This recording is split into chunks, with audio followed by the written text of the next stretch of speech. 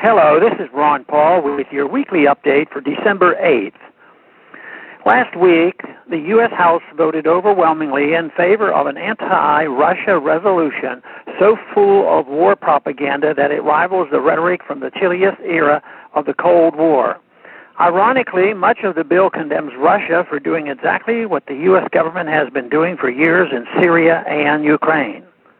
For example, one of the reasons to condemn Russia in the resolution is the claim that Russia is imposing economic sanctions on Ukraine. But how many rounds of sanctions has the U.S. government imposed on Russia for much of the past year? I guess sanctions are only bad when used by countries Washington doesn't like. The resolution condemns Russia for selling weapons to the Assad government in Syria. But the U.S. has been providing weapons to the rebels in Syria for several years, with many of them going to terrorist groups like al-Qaeda and ISIS that the U.S. is bombing. The resolution condemns what it claims is a Russian invasion of Ukraine, for which it offers no proof, and Russian violation of Ukrainian sovereignty. But it was the U.S., by backing a coup against the democratically elected Yanukovych government in February, that first violated that country's sovereignty. And as far as a military presence in Ukraine, it is the U.S. that has openly sent in special forces and other military advisors to assist the government there. How many times have top U.S. military and CIA officials visited Kiev to offer advice, and probably a lot more? The resolution condemns Russia for what it claims are attempts to illicitly acquire information about the U.S. government. But we learned from the Snowden revelations that the NSA is spying on most of the rest of the world, including our allies. How can the U.S. claim the moral authority to condemn such action in others? The resolution attacks Russian state-funded media, claiming that they distort public opinion.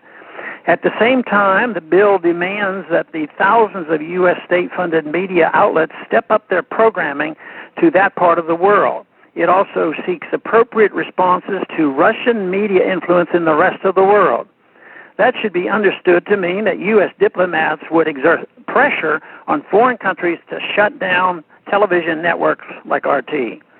The resolution condemns what it claims is Russia's provision of weapons to the Russian-speaking eastern part of Ukraine, which seeks closer ties with Russia, while demanding that the U.S. government start providing weapons to its proxies on the other side. As I have said, this is one of the worst pieces of legislation I can remember. And trust me, I've seen some pretty bad bills. It is nothing but war propaganda, and it will likely lead to all sorts of unintended consequences. Only 10 members, 5 from each party, opposed this reckless resolution. Probably most of those who voted in favor did not bother to read the bill. Others who read it and still voted in favor may have calculated that the bill would not come up in the Senate.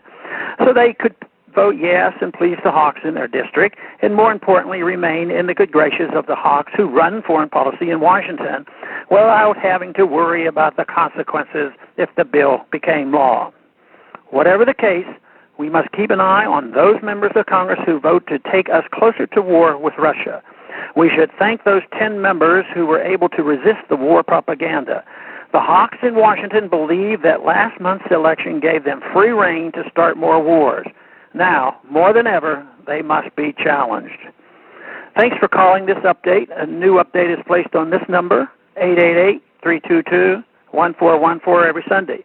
The written text can be found on my Ron Paul Institute website at www.ronpaulinstitute.org and on my Facebook page. Thanks for calling.